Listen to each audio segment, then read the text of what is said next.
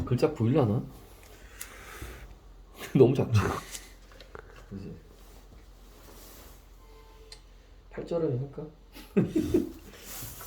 효도 했었던 이거 다. 어디까지 나갔어요? 우리 호흡 잘 차례야 호흡. 호흡. 아. 셀러 레스피레이션. 네. 펜 주세요. 네. 자, 세포 호흡을 할 차례입니다. 우리 호흡. 세포 호흡이에요. 그래서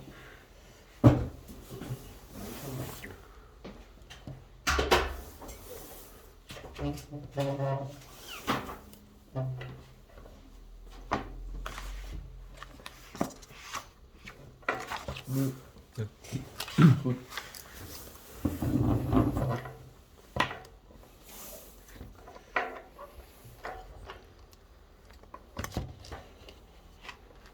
됐어. 딱 줘.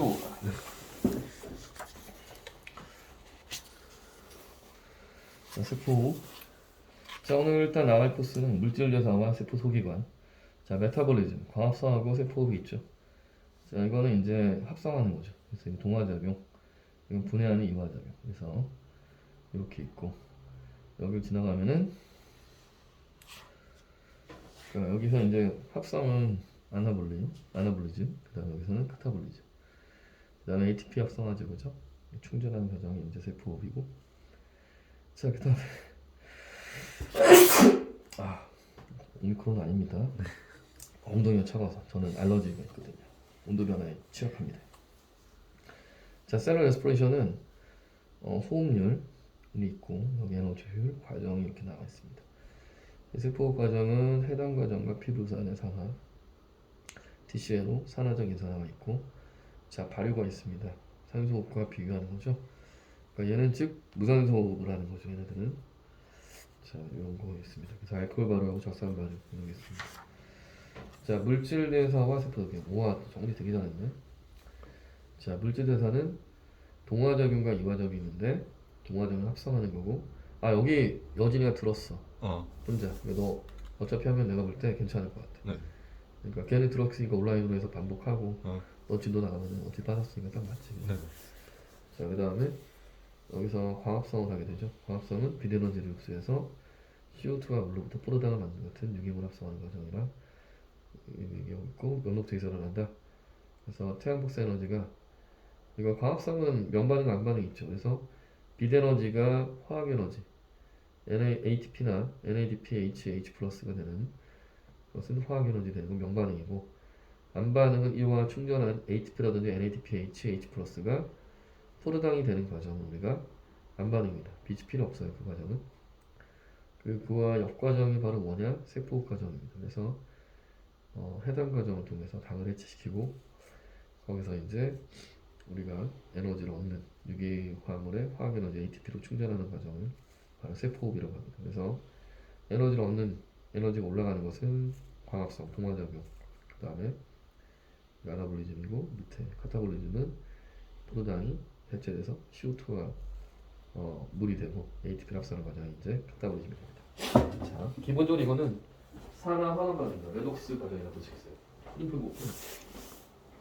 물리원 강의 들어갔어? 예, 저번에 처음에 소리가 잘 들리긴 하니 그건. 네, 잘 잘 들리네. 와, 그렇게 할까?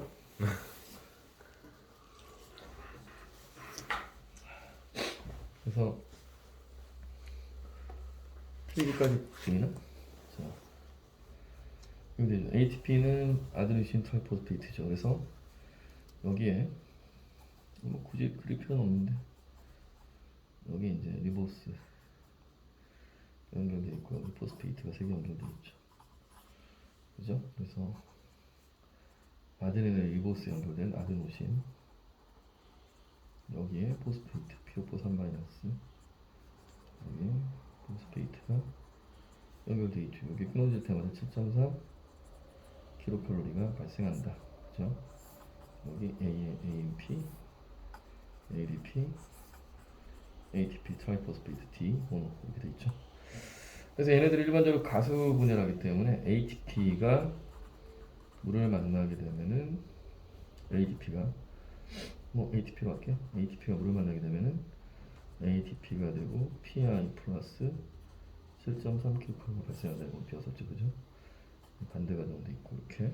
그래서 이걸 통해서 우리가 생명 활동을 이해간다 그런 얘기죠. 자, 그럼 자세한 과정을 살펴봅시다.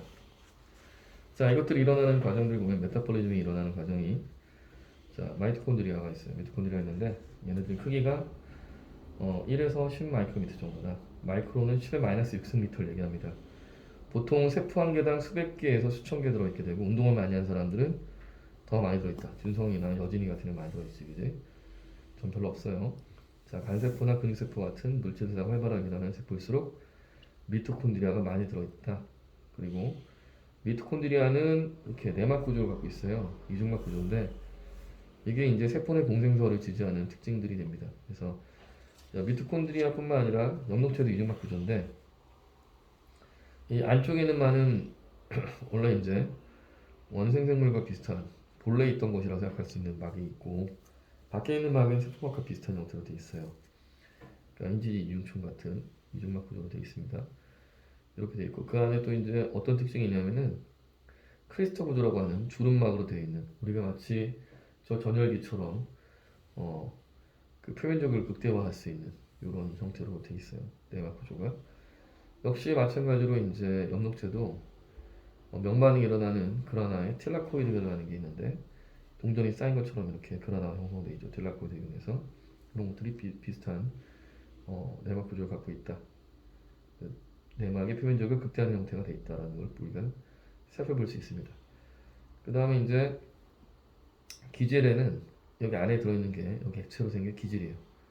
이게 이 기질에는 여러 가지 효소가 이제 들어있는데 이것들이 이제 유기물을 분해하는 역할을 합니다. 그래서 미토콘드리아의 DNA 리보솜이 들어있어서 미토콘드리아는 독자적으로 증식하고 단백질을 합성할 수 있는 이런 특징이 있습니다.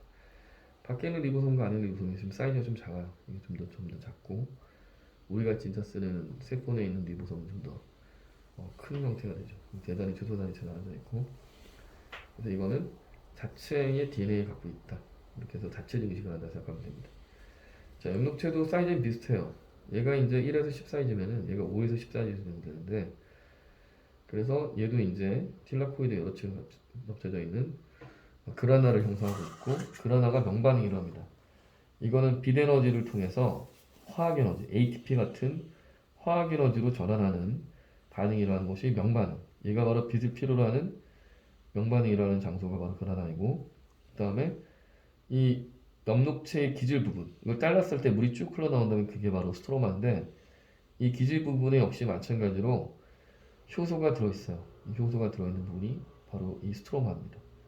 여기서 이제 빛이 필요 없는, 빛이 명반응이 먼저 일어나서 화학이랑 충돌했다면은 그 다음부터는 빛이 없어도 되는 안반응 프로세스가 일어나는데, 거기 일어나는 장소가 스트롬입니다. 즉 그래서 명반응에서 얻어진 화학 에너지 ATP와 NADPH, H 플러스 같은 그런 화학 에너지를 통해서 포도당을 합성하는 과정이 일어나는 장소라고 할 수 있습니다. 그리고 아까 얘기했다시피 얘네들은 세포 내 공생성을 지지하는 특징 중에 하나가 별도의 리보솜과 DNA가 증식하고 단백질을 합성할 수 있다라는 특징이 있어요. 그러면 공통점과 차이점을 보겠습니다. 시험에 잘 나오는 파트니까 눈여겨봐 주시기 바랍니다. 자, 둘 다 공통점이 이중막 구조를 갖고 있다. 그 다음에 자, 기질 내에는 엽록체와 미토콘드리아 모두 다 자체적인 DNA와 리보솜이 있고 여러 가지 효소가 있기 때문에 자체적으로 단백질을 만든다. 그죠? 그래서 물질 대사가 일어난다는 걸 알 수 있고, 그 다음에 여기에서 이제 내막과 여기서 틸라코이드에서는 전자전등에 필요한 효소도 있고, 그 다음에 ATP 합성 요소가 있어서 에너지 전환이 일어난다. 이렇게 되어 있죠, 그죠? 그 다음에 차이점은 바로 뭐냐? 내막이 앞으로 접해 들어간 얘는 크리스탈 구조를 형성하게 되고, 얘는 세포호흡을 하고 화학 에너지를 ATP의 에너지로, ATP의 화학 에너지로, 유기물의 화학 에너지가 ATP 화학 에너지로 전환하는 형태인데, 반해서 엽록체는 이중막 구조는 맞지만 얘는 크리스탈 구조인데 반해서 미토콘드리아가, 엽록체는 틸라코이드라고 하는 형태로 되어 있습니다. 내부가 동전이 막 쌓인 것처럼 보이고, 그 다음에 이제 과합성을 합니다. 얘는 포토신테시스에서 궁극적으로는 빛 에너지를 ATP 화학 에너지로 전환하는 형태라고 이해하시면 됩니다. 그죠? 자, 넘어가겠습니다. 여기까지 질문 있나요, 지금 전군? 아니. 없죠. 네. 넘어가겠습니다. 자, 우리 어디까지 했냐면 여기 다 세포물이 끝났어요. 자, 여기 C6H12O6 플러스 6H2 플러스 6H2가 5 플러스 6H2가 여기서 6CO2 플러스 12H2 플러스 ATP가 되죠. 그래서 이때 포로당 한 분자를 우리가 분해하게 되면은 1몰당 36에서 38 ATP 정도가 발생합니다. 그 다음에 나머지가 연로되죠. 우리 포로당 한 분자가 원래 여러 에너지로 바로 그 방출하게 된다면은 발열 반응을 보면 686kcal 정도 되는데 뭐 에너지 전환 효율이 뭐 그렇게 많지는 않아요. 뭐 절반이 좀 안 되는데 그런데 이게 이제 우리 사람 몸에서는 체온까지 있으니까 절반 가까이 된다 이렇게 얘기할 수 있어요. 보통 우리가 열기관들이 30%, 25% 이렇습니다. 25%대예요 일반적으로. 전기차가 좀 좋다고 하는데 그래도 큰 차이 없어요. 물론 약간 좋아지긴 하죠. 그러니까 50%가 된다든지 그런 일은 없습니다. 40%가 된다든지. 자, 일단 세포업의 전 과정을 보겠습니다. 첫 번째가 세포질에서 일어나는 과정이 있고 미토콘드리아 안에서 여기 일어나는 내막 안에서 일어나는 과정들이 있어요.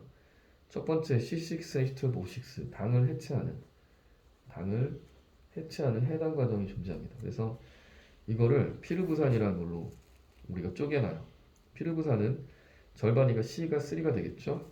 C3H4O3 정도 되는데 그 나머지 갖다가 우리가 이제 뭐하냐 EATP하고 ENADPH가 됩니다. 그래서 여기서 첫 번째 이미 ATP가 발생을 하고 그 다음에 여기서 NADH가 됩니다. 자, 그 다음에 여기 밑에 보면은 자, 내막으로 들어와서 피르부산의 산화 과정과 아세틸 코에가 있습니다. 여기서 CO2가 나오게 되고 얘네들이 빙글빙글 돌게 하는 자, TCA 회로로 들어가게 돼요. TCA 회로에서 여기서 이제 ATP가 나오고 얘는 빙글빙글 계속 돌아가죠. 그리고 CO2도 중간에 나오고 그중 일부가 또 NADH하고 FADH2가 되면서 산화적 인산화 아까 전부 다 이게 NADH가 모이게 됩니다. 그 다음에 우리가 산소가 들어가서 산화적 인산화를 통해서 여기서 ATP가 다량이 나옵니다. 나머지는 다음과 같이 물이 되는 거고 이런 과정들이 돼요. 자, 일단 초창기에 보면은 해당 과정이 있어요. 맨 처음에 당을 해체하는 과정입니다.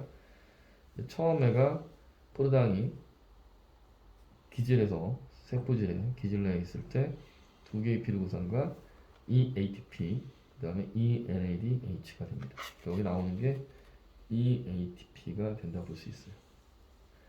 자, 그 다음에 피르부산이 있는데 이 피르부산이 C3H4O3가 자, 6CO2 플러스 EATP 플러스 8개 NADPH 플러스 자, EFADH2가 됩니다. 자, 그 다음에 산화적 인산화는 자, 마지막 모임 아까 우리 만들어져 있는 8NADH 그 다음에 앞에서 우리 해당 과정에서 했던 이 NADH 앞에서 10개의 10NADH하고 그 다음에 TCL에서 만들어진 이 두 개의 FADH2랑 6개의 산소가 만나서 물과 매우 많은 ATP를 생성하게 되죠. 이게 산화적 인산화 과정입니다. 이런 식으로 됩니다. 자, 이걸 이제 깊게 이제 살펴볼 거예요. 자, 호흡 과정을 보면 첫 번째 해당 과정이 있어요. 이 해당 과정 사실을 보면은 우리가 결론적으로 봤을 때 이 ADP를 이 ATP로 우리가 충전시켜서 두 개의 ATP를 남겼지만 사실은 좀 더 복잡한 과정이 숨겨져 있어요. 포르당을 과당 인산원처럼 나누게 됐을 때 두 개를 이미 충전합니다. 그러니까 소비합니다. 여기서 이제 이미 두 개를 쓰는 거예요. 이걸 써버리고 그걸 통해서 두 배가 많은 양을 얻게 돼요. 그러니까 이미 그러니까 투자를 한 거예요. 투자란 말이 기억이 안 나서 두 개의 ATP를 미리 써버리고 그 다음에 이거를 자 과당 이인산이 두 개 나눠져서 경로가 두 개로 나눠지는데 이때 결과로 피르부산이 만들어지면서 이때 두 개의 ATP가 만들어지게 돼요. 즉 과당 이인산에서 여기 포스페이트가 하나씩 잘려서 이 시커먼 게 C인데 C3에다 포스페이트 하나 붙어 있는데 여기서 또 다른 포스페이트 인산 PO4 3- 들어가서 NAD+라는 조효소가 이게 이제 산화 형태입니다. 이게 환원 형태인 NADH가 돼요. 정확하게 NADH하고 H 플러스가 돼요. 옛날 책에는 NADH2라고 쓴 책도 있었는데 정확하게 NADH 이 플러스 H 플러스가 돼요. 그러니까 H 플러스 이온이 하나 남는 거예요. 이게 NADH가 그러니까 환원 형태라고 보시면 돼요. NAD 플러스라는 주소에. 이게 바로 어떻게 되냐? 이때 얘가 포스페이트가 두 개 있지 않습니까? 그래서 두 개의 ADP를 포스페이트를 저기다 충전시켜 버리는 거예요. 두 개 써버린 거야. 인산기를. 그래서 피르구산 C3H4O3가 되고 두 개의 ATP가 발생하는 이게 충전해버리는 이런 과정이에요. 이게 과당인산이 두 분자로 나눠지게 돼 프로당 하나가 따라서 두 개가 만들어지니까 각각이 네 개의 ATP죠. 두 개 썼는데 플러스 4니까 마이너스 2 플러스 4 플러스 2죠. 전체적 결국으로는 두 개 남게 돼요. 그래서 결론적으로 봤을 때는 두 개 ADP가 ATP 두 개 만들어졌고 두 개의 NADPH하고 EH 플러스가 됐다. 그 결과 두 개의 피르구산이 만들었다고 얘기할 수 있습니다. 그 다음에 피르구산의 산화와 TCA로 보면은 피르구산이 이제 만들어졌어요. C3H4O3인데 자, 이 녀석이 자 어떤 게 있느냐? 자, 뭐 제법 복잡한 과정을 통해서 NAD 플러스가 NADH 플러스 H 플러스가 되고 자 코엔자임 A를 주요소 코엔자임 A가 자 들어가서 아스틸 코A 플러스 CO2가 돼서 CO2를 밖으로 방출시킵니다. 그리고 아스틸 코A를 형성하게 돼요. 그 다음에 자 이것이 이제 TCA 회로에 들어가게 되죠. TCA 회로. 여기 TCA의 약자가 나와 있는데 트라이 카복실릭 애시드라고 되어 있습니다. 그러니까 카복실이 3개 있는 산이다. 이렇게 얘기할 수 있죠. 즉 그래서 여기 읽어보면은 회로에서 처음 만들어진 물질인 시트르산이 3개의 카복실기, 즉 COH를 가지기 때문에 붙여진 이름이다. 이렇게 얘기할 수 있어요. 우리 시트르산 생각하면 갑자기 귤이 먹고 싶죠, 그죠? 자, TCA화 회로는 시트르산 회로라고 부르기도 하며, 그래서 이 회로 우리가 크랩스 회로라고 하면 돼요. 크레브스 회로라고 하면 돼요. 이 아저씨 이름 따서 크레브스 사이클 이렇게 얘기하긴 합니다. TC 회로하고 크레브스 회로가 같은 이름이다 이렇게 얘기할 수 있어요. 그 다음에 아스틸 코이 플러스 3H2O가 3개의 NAD 플러스를 3개의 NADH 3H 플러스가 되고 코이를 밖으로 내보냅니다. 그 다음에 FDA가 FDA DH2가 되고 두 개의 ADP를 ADP로 만들어서 두 개의 CO2를 만들어냅니다. 이런 과정이 이제 나오는 거예요. 자, 이 과정을 자세히 설명할 거는 바로 이겁니다. 이 회로를 보시면 돼요. 자, 여기서 이제 피르구산이 들어왔죠. 피르구산이 들어왔는데 CO2를 내보내고 코에가 붙어서 아스틸 코에가 돼요. 그 다음에 여기서 코에가 나가고 물이 들어가고 남았던 옥산화산이 됩니다. 여기 한 바퀴 돌아오면 옥산화산 남는데 이게 C4예요. 이 옥산화산하고 C2인 아스틸 코에가 만나서 C6가 돼요. 이게 바로 시트르산이에요. 시트르산이 있고 이 시트르산이 NAD 플러스하고 NADH 플러스, 즉 NAD 플러스를 NADH로 환원시키고 CO2가 하나 나갑니다. 첫 번째 과정 시트르산이 알파 케토 그루산 연탄될 때 NADH하고 CO2가 나간다. 이렇게 얘기하시면 돼요. 근데 이때 CO2가 나갔으니까 C가 하나 빠졌죠? C가 5개가 남아요. 알파 케토 그루탄산 이 로봇은 모든 걸 다 할 수 있어요. 숙신산으로 갈 때 이 알파 케토 그루타르산은 CO2도 밖에 나가고 물도 먹고 NAD 플러스는 NADH 플러스가 되기도 하고 ADP를 ADP로 만들기도 하고 모든 게 다 일어납니다. 이 과정에서 다시 한번 CO2를 나가게 되고 그러면 C5에서 C4가 되겠죠. 숙신산은. 자, 물도 먹어요.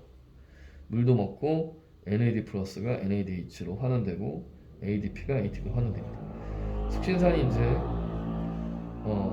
푸마르산이 되죠. 이때 FAD가 FADH2가 됩니다. 이렇게 되고 자, 푸마르산에 다시 푸마가 물 먹고 말이 됩니다. 말산 웃자고 한 얘기 아닙니다.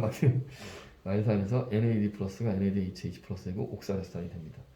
돌 맞는 거 아니겠지? 이렇게 하면 알파 케토 그루타 로봇 이게 숙성돼서 숙신산 알겠죠? 그 다음에 푸마르산 푸마는 특별하니까 FADH가 H2가 됩니다.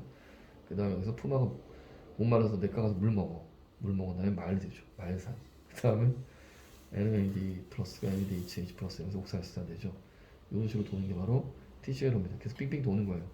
그러니까 옥사이스탄이 그래서 C4가 되고 다시 이제 아세틸콜을 만나서 C6 만나서 이렇게 돌아가게 됩니다. 결론적으로 얘기하면 이렇게 얘기할 수 있어요. 그래서 정과적인 피르구산이 세 분자 H2를 만나서 4개의 NADH H4H 플러스로 환원시키고 FAD를 FADH2로 환원시키고 ATP를 환원시킵니다. 그래서 3개의 CO2를 남기죠. 이게 이제 전 과정이에요. 근데 실제로 ATP를 다량 발생하는 건 그 다음입니다. 산화적인 산화 과정인데 전자 전달기, 자 일렉트론 트랜스포 시스템에서 그 역할을 하게 됩니다. 여기 다량의 우리 10개의 NADH 8개 플러스 2니까 그래서 여기서 NAD 플러스가 되고 전자전달 효소 복합체를 통해서 여기서 이제 고에너지 전자들이 이쪽으로 계속 전달하는 거예요. 이렇게 해서 FADH2가 FAD가 되고 전자 운반체 쪽에서 계속 들어가면서 막대한 양의 에너지를 방출하게 되는데 이때 우리가 ATP가 이제 다량으로 이제 합성되는 과정이 밑에 나와 있습니다. 화학적 성투에서 잠깐 제가 구조표 보겠습니다. 알로. 자, 그러면 여기 보시면은 전자전달 과정에서 자 크리스탈 형성하는 내막 주름은 표면적 넓히는 구조로서 한 개의 미토콘드리아에 수천 개의 전자전달이 들어갈 수 있습니다. 엄청나게 많은 전자전달이 들어가는 거죠. 핵심은 바로 뭐냐? 이렇게 얘기할 수 있어요. TCL에서 충전하는 화학에너지, 즉 NADH하고 FADH2는 전자전달기에서 고에너지 전달을 전달하는 역할을 하고 전달을 하는 역할을 하는 거예요. 전달이야. 전달을 계속 고에너지 전자를 넘겨주는 역할을 하는 거예요. 그래서 본인들은 뭐가 되는 산화가 돼요. 전자 운반체 역할을 했던 거예요. 여기서 아주 택배듯이죠. 그러니까 NAD 플러스하고 FAD로 산화되고 자 여기서 고에너지 전자는 전자 전달 효소 복합체 우리가 그 엔자임 컴플렉스하고 전자 운반체의 산화하는 반응에 의해서 전달되는데 이 과정에서 고에너지 전자분해 에너지가 단계적으로 우리가 방출되고 에너지를 잃은 전자는 최종적으로 뭐가 된다? 산소로 전달된다. 알겠죠? 산소로 전달됩니다. 전자를 전달받은 산소는 미토콘드리아 기질인 H+와 결합해서 결국에 물이 생성되고 이때 전자 전달기에서 전자가 방출한 에너지는 결국에 뭐에 쓰이냐? 다량의 ATP 합성에 이용됩니다. 그래서 최종 전자 수용체라고 물어보면 그게 바로 뭐가 되냐면 산소예요. 근데 만약에 산소가 없으면은 전자 전달기에서 전자 흐름이 정지되고 해당 과정의 피부산의 산화와 TCL에서 생성된 FADH하고 FADH2 산화가 일어나지 못하고 ATP 합성이 안 되겠죠. 그러니까 지금 뭐가 필요합니까? 최종 전자 수용체인 산소가 필요한 거죠. 굉장히 중요한 과정입니다. 결국 이때 우리가 호흡하고 사는 거죠. 참 재밌죠, 그죠? 자, 그래서 화학 삼투에 의한 ATP 합성이 있습니다. 그래서 여기서 이 막을 잠깐 볼게요. 여기 보면은 미토콘드리아 내막과 내막 사이 막 공간이 있는데 여기 전자전달 복합체가 여기 중간에 꽂혀져 있죠. 여기서 얘네들이 NADH가 NAD 플러스가 되고 여기 있는 H 플러스가 위로 가죠. 위로 가서 여기서 이제 전자 운반체들의 역할을 하는 거죠. 슈 다시 또 내려오죠 이렇게. 중간중간 보면 전자 운반체들이 역할이 있어요. 지금 어떻게 됩니까 얘가? 녀석이 산화되면서 전자를 자 옮겨주고 있죠 이렇게 옮겨주고 있어요. 결국 얘가 수용하는 곳은 어디 이렇게 보면은 산소가 귀결되죠. 산소로 비용됩니다. 귀결됩니다. 그래서 고농도에서 저농도로 여기 일반적으로 그냥 가겠죠. 그래서 우리가 위로 올라갈 때하고 내려올 때하고 다른데 어쨌든 전자전달기가 바로 이렇게 만들어지고 그 결과 산소가 만들어진다. 그 다음에 ADP가 이게 중요한데 이게 충전하는 과정입니다. 이게 고에너지의 전자를 자 어떻게 됩니까? 이게 위치 에너지처럼 내려오면서 ADP를 ATP로 합성시키는 화학적 삼투에한 ATP 합성이 일어납니다. 알겠죠? 오스모시스에 의해서 그래서 ATP가 합성되어진다. 삼투는 사실은 확산과 같은 것인데 세포막에 관여하게 되면 삼투가 되죠. 내가 통과하지 못하기 때문에. 따라서 기본적으로 고농도에서 저농도로 가는 겁니다. 농도 차이의 확산 현상을 이용하는 것이 바로 화학 삼투라고 보면 됩니다. 즉 막이 있어야 되는데 내막을 경계로 형성된 H 플러스의 농도 규율이 이 농도 구배에 따라서 H 플러스 ATP 합성 요소를 통해서 고농도에서 저농도로 높은 데서 단순으로 슉 확산되는 현상이 바로 화학 삼투 현상입니다. 이걸 통해서 충전하는 방식이라고 생각하시면 됩니다. 자, 그러면 이제 결론적으로 이거 좀 정량적으로 계산해 보면 다음과 같이 얘기할 수 있어요. 여기에 NADH 한 분자가 자 어떻게 되냐? H 플러스하고 2분의 1 O2하고 이걸 한 분자 기준으로 했을 때 2분의 1이 돼요. 원래 이거를 정수화시키면 2가 붙을 텐데 NADH가 과연 하나가 몇 개의 ATP를 충전시키는지 보는 거예요. 2.5개의 ATP를 충전한다고 보시면 됩니다. 즉 정확하게 2개가 5개 만드는 거죠. 그죠? FADH2는 플러스 2분의 O2는 1.5개의 ATP를 만든다고 볼 수 있습니다. 그래서 여기 밑에 총량이 나와 있는데 한 분자의 포도당이 세포를 통해서 분해될 때 자, 산화적 인산화에 생성되는 ATP량을 물어봤어요. 그러면은 자, 해당 과정에서 2개 발생하니까 2 곱하기 2.5 ATP는 5 ATP. 자, 피르부산산화에서 온 이 NADH는 자, 곱하기 하니까 5 ATP. TCL에서 6개 나오니까 이게 6 곱하기 2.5니까 15 ATP. 그 다음에 FADH2가 2개 있죠. 2 곱하기 1.5 하니까 3 ATP 합해서 28 ATP가 만들어진 겁니다. 그래서 산화적 인산을 통해 최대 28 ATP가 생성되어진다. 이렇게 하시면 돼요. 알겠죠?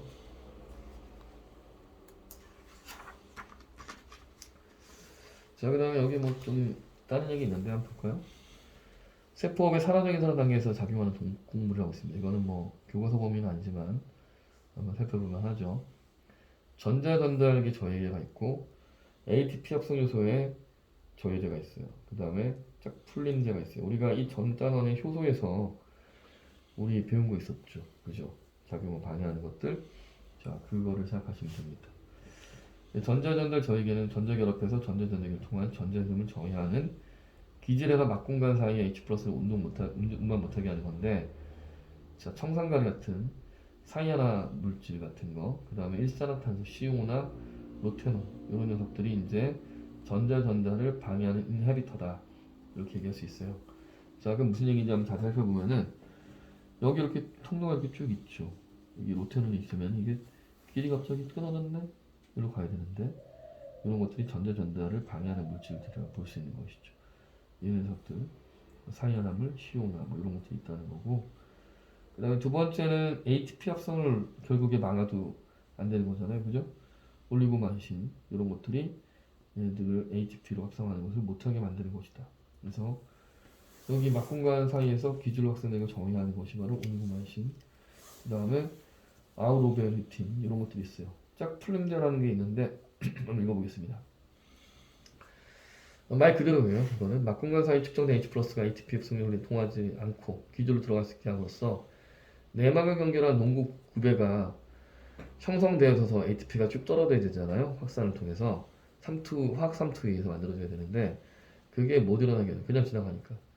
그러면은 어떻게 돼요? 결과적으로 농도 구배가 없기 때문에 그럼 ATP가 합성되지 못합니다. 그래서 전자전달계는 합성이 되지, 계속 작동하지만 전자 전달과 짝을 이루던 ATP 합성 요소가 역할을 못하니까 짝이 풀렸기 때문에 짝풀림 저해제를 줄여서 짝풀림제라고 합니다.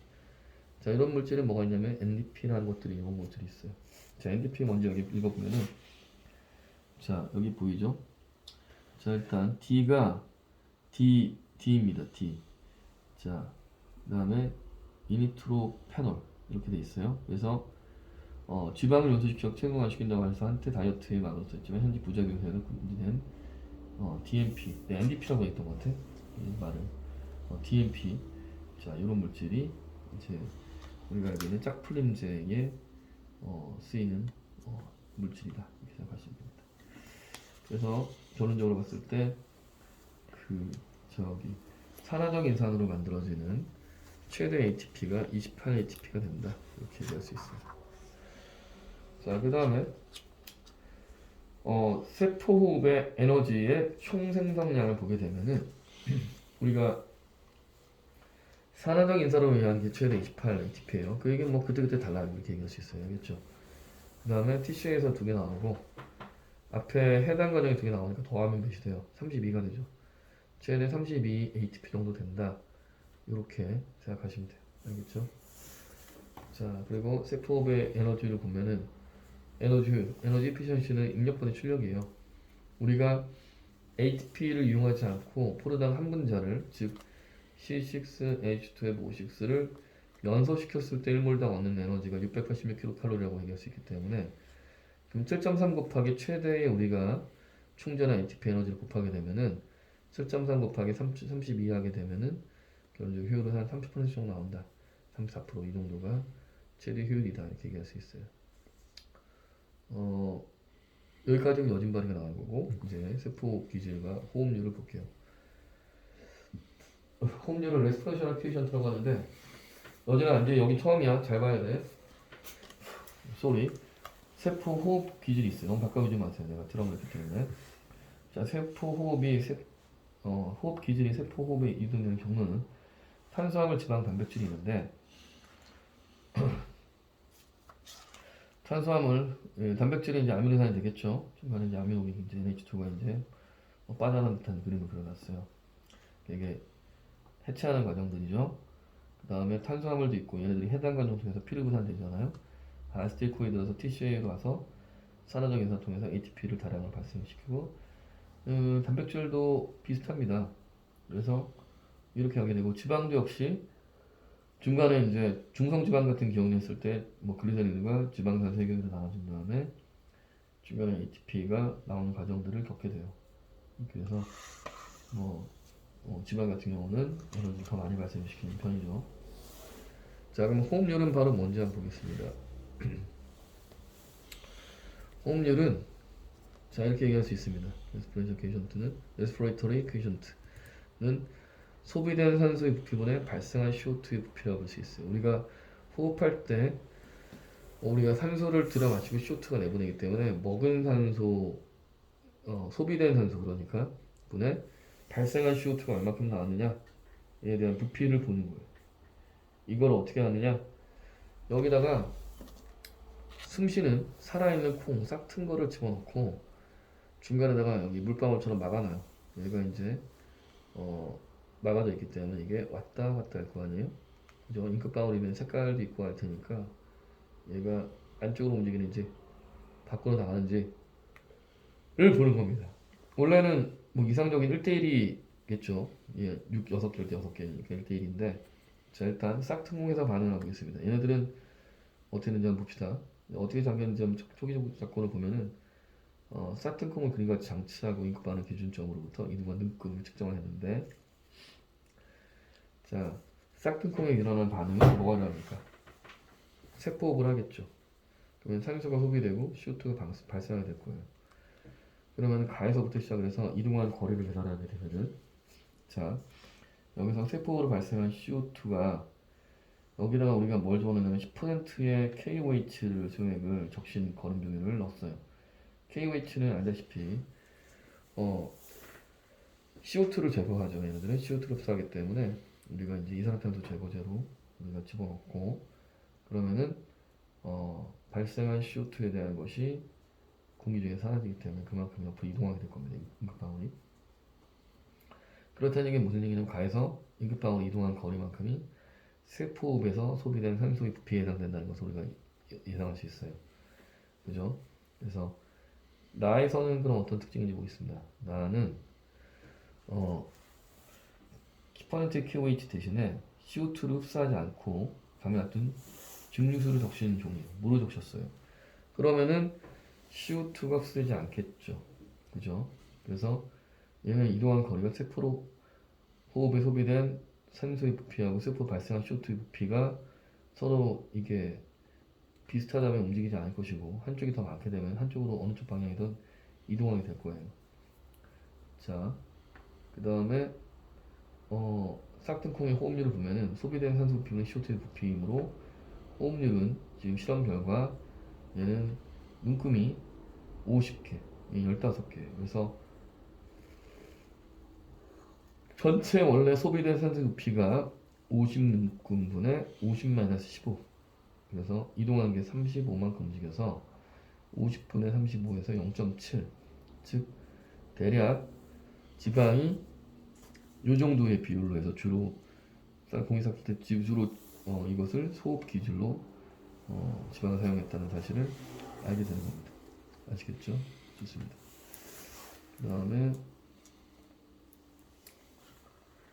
여기서 이제 좀 볼 게 있는데, 자, 호흡률 측정했을 때 호흡률이 1.0과 자 0.7, 0.8에 가까운 값이 나왔다면 ABC의 주사하는 기질은 탄수화물, 지방, 단백질이라고 볼 수가 있다 라는 말이 나와 있습니다. 그럼 얘가 0.7이므로 얘는 어떻게 됩니까?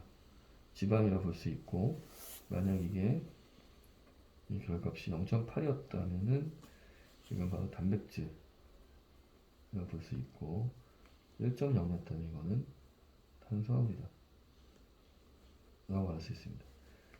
그 얘기는 우리가 에너지원을 쓰는데 가장 많이 전환해서 쓰는 것이 탄수화물이라고 볼 수 있어요. 밥 먹는 거죠. 밥 먹으면 힘나는 게 바로 이것 때문이에요. 단백질은 이게 한 0.3 정도, 0.2 정도 없잖아요. 이거는 이제 바디를 구성하는 데 쓰인다 라고 할 수 있고, 지방 역시 마찬가지로 더 빨리 체내에 에너지 저장원으로 쓰고 있다는 걸로 알 수 있습니다. 아까 말했다시피 KOH 역할은 바로 뭐냐, 공기 중에서 CO2 흡수처럼 이 근처에 있는 여기 있는 이 크루즈 시스템 내에서의 CO2 흡수하는 것입니다. CO2를 제거해서 어떤 과정을 거치냐, 이 KOH 플러스 CO2가 K2CO3 플러스 H2로 돼서 탄산 칼륨을 형성하는 과정을 알 수 있습니다. 자, 이제 산화적 인산화는 여기까지 하고 이제 마무리 짓겠습니다. 그냥 읽어보시고서 숙제를 여기까지 황여진님께서는 풀어오시면 되십니다. 자, 좀 쉬었다가 발효를 하겠습니다.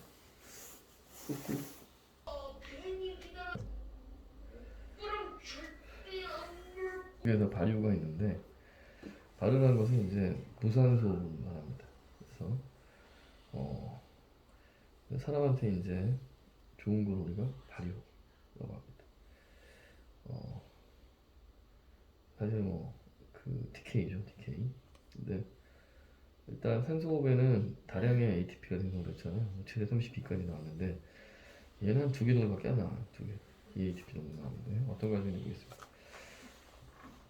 일단 얘는 산소를 필요하는 과정이기 때문에 장소가 일어나는 장소부터는 미토콘드리아가 여기 있습니다. 그래서 반응 경로는 우리가 알다시피 해당 과정과 피부산의 산화와 TCA를 통해서 산화적 인산화 과정, 전자전자에서 이런 과정을 거치는 데 반해서 유기물의 분해 정도는 CO2와 물로 완전히 분해되고 다량의 ATP를 얻는 아주 깔끔한 과정이 산소호흡이라면 발효는 그렇지 않죠. 얘는 산소가 필요는 없어요. 정확하게 하면 산소 없이도 가능한데 미토콘드리아 그러니까 없는 거예요. 세포질이 일어나고 해당 과정에서 이게 완벽하게 물과 CO2로 분해되는 것이 아니기 때문에 중간 생성물이 존재해요. 자, 피르부산 같은 경우로 얘기 들자면 젖산 또는 에탄올로 환원됩니다. 그래서 불완전 그 분해가 되는 형태를 알 수 있어요. 그래서 ATP는 거의 조금밖에 안 나온다고 보시면 돼요.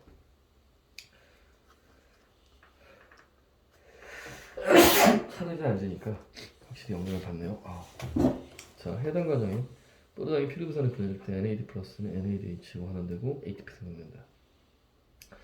NAD 플러스 재생, 포도당 해당 과정 통해서 ATP가 ADP가 되고 피르부산은 NAD 플러스를 통해 재생되면서 이 과정을 반복하게 됩니다.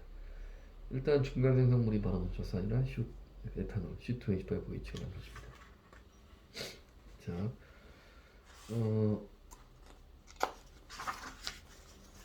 젖산 발효를 예를 들자면은 포도당이 젖산이 되면서, 젖산은 우리 알다시피 C3H6 O6입니다. O3입니다. 그래서 EATP 발생하고 두 개가 나눠지면서 포르담을 두 개의 ATP로 환원시키면서 두 개의 피로부산이 젖산이 되는 과정이라고 볼 수 있어요. 이때 ENADH가 환원되면서 젖산이 되는 거죠.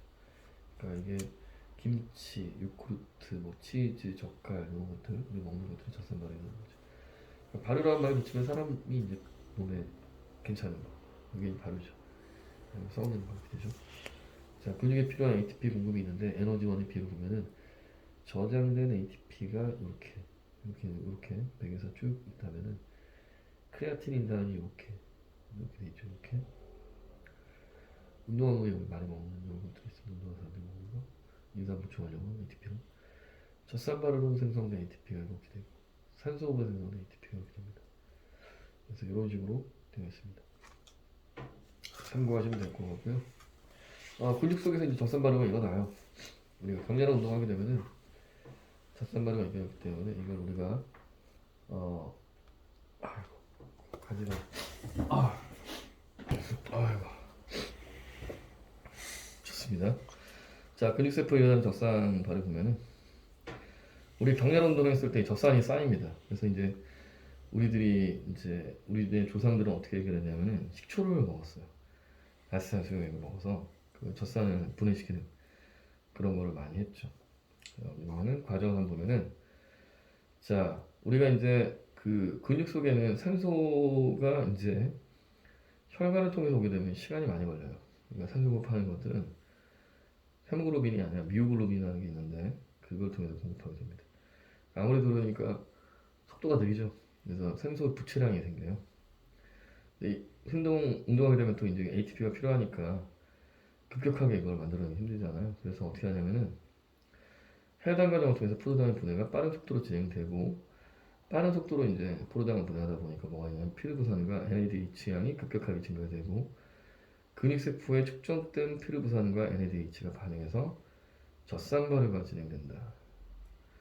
자, 즉 NADH는 산소가 아닌 피르부산의 전자를 전달하고 NAD 플러스로 산화돼서 해당 과정에 공급을 하고 그 다음에 전자를 받은 피르부산은 젖산으로 되기 때문에 젖산이 누적돼서 우리가 이제 뭐 삭신이 쑤시거나 뭐 이제 뭐지 뭐 이렇게 뭐야 그거 다리가 잘 안 움직여나 그 뭐라 그러지 하여튼 그런 몸살 같은 그 뭐라 그러지 그거 우리 알배기는 거예요? 알배기는 그렇지 알배기 현상이 일어나는 거죠.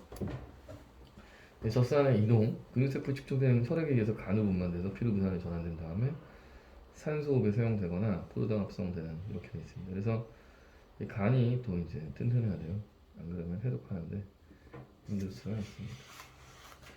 자, 여기 알코올 발효 볼게요. 근육세포에서 일어나는 산소호흡과 젖산 발효하는데 여기 보면 이제 다량의 ATP가 산소호흡을 통해서 발생되는 게 있다면은 해당 환경은 급격하게 이제 젖산 발효가 진행되면서 중간 산물인 젖산 발효가 발생하게 됩니다. 그래서 이때는 이제 EATP가 만들어지는 거죠. 급하게 일단 사용하고 보니까 산소호흡함이 이렇게 나오지만 그래서 유산소 운동 우리가 천천히 이제 걷거나 이런 것들이 유산소 운동이죠. 자, 알코올 발효 보겠습니다. 효모가 산소가 없는 상태에서 포도당을 분해서 에탄올 만드는 것이 바로 효모인데 포도주 만드는 게 대표적인 것이라고 볼 수 있죠. 효모도 종류가 되게 여러 가지가 있어요. 팝니다. 이렇게 종이에다 이렇게 티백으로 해서 다양한 효모를 팝니다. 포도주 만드는. 옛날에 실험을 해봤어요. 막 화학 프론트 페스티벌 이런 거. 자, 포도당 그래서 에탄올이라는 부산물이 생기고 CO2와 ETP를 발생합니다. 포도당이 피르부산되고 피르부산이 아세트알데히드가 되고 이게 에탄올이 되는 거죠. 그러니까 우리가 술 먹게 되면 우리 몸속에도 자연스럽게 에탄올을 분해하는 과정에서 반대로 아세트알데히드가 만들어지기도 합니다. 그래서 알코올의 발효에 의해서 우리가 어떻게 하냐? 술을 담그고 CO2가 생성되면서 빵을 만들죠. 술빵을 해서 빵을 만들기도 합니다. 그죠? 막걸리 이런 거. CO2가 구멍 뻥뻥 뚫게 만들죠. 기포 만들어서 다 했어요. 끝입니다. 네.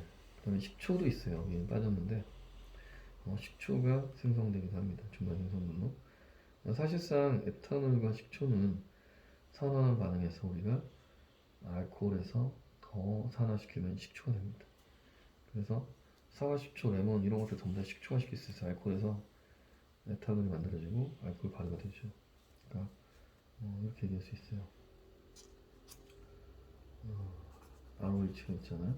이게 아세트알데히드 RCH가 되고 여기서 이제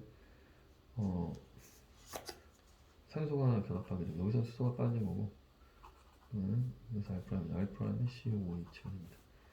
예를 들자면은 C2H5OH에서 수소가 빠지게 되면 CH3CHO 아세트알데히드가 되고 아세트알데하이드에서 탄소가 결합하게 되는 CH3COOH 식초가 만들어지는 과정이죠. 즉 이게 한 번 산화가 일어나고 한 번 더 산화가 일어나면 식초까지 가게 됩니다. 에탄올이 이렇게 아세트산으로 되어진다. 이것도 뭐 에탄올 말고 메탄올도 역시 비슷한 과정을 할 수 있는데 CH3OH가 빠져서 이건 포름알데하이드 되고 산소가 결합되면서 하나에서 포름산, 개미산, 포르미카에서 온 개미라는 단어에서 온 포름산이 포르믹 애시드가 만들어집니다. 자, 오늘 여기까지 하겠습니다. 일단 숙제를 해서 1번을 우리가 다 끝내는 게 되는데 뒤에 이제 포토신테시스가 나와 있어요. 포토신테시스까지 하면 이제 끝입니다. 다음 시간에 이렇게 광합성, 여기 이제 색소, 염록소하고 카르티노이드 계열이 있죠. 염록소는 이제 보통 우리가 그 이제 폭발체 체면하는 파장이고 그 녹색을 제외한 나머지 이제 주황색 같은 거 이런 것도 이제 카르티노이드 계열가 되고 그 다음에 이제 여기 이 영반응하고 안반응, 영반응에서는 물의 방전화와 방위산화작용, 관계 포토시스템 원투 통해서 일어나고 그 과정에서 힐의 실험과 로벤의 실험을 통해서 전자수용체가 어디로 가는지 그래서 산소가 어디서 온 건지 CO2 건지 포도당 건지를 물에서 온 건지 여기서 온 건지 알게 되죠. CO2에서 온 건지 알게 되고 그 다음에 비설한적 강의사나 술한적 강의사나 포토시스템 원투로 왔다 갔다 하는 이런 것들 보고 마지막 이제 안반응에서는 켈빈 사이클 켈빈으로를 이제 공부하면서 마무리 지으면 될 것 같습니다. 그 다음에 광합성 영향을 미치는 요인이 있는데 빛의 세계나 빛의 파장 CO2 농도, 음미 같은 것들은 마지막으로 살펴보면은 이제 마무리가 될 것 같습니다. 그래서 여기는 중요한 단원이라서 자세히 제가 다음 시간에 설명을 드리겠습니다. 그럼 1번이 끝나게 됩니다. 자, 오늘 여기까지 끝! 꾹꾹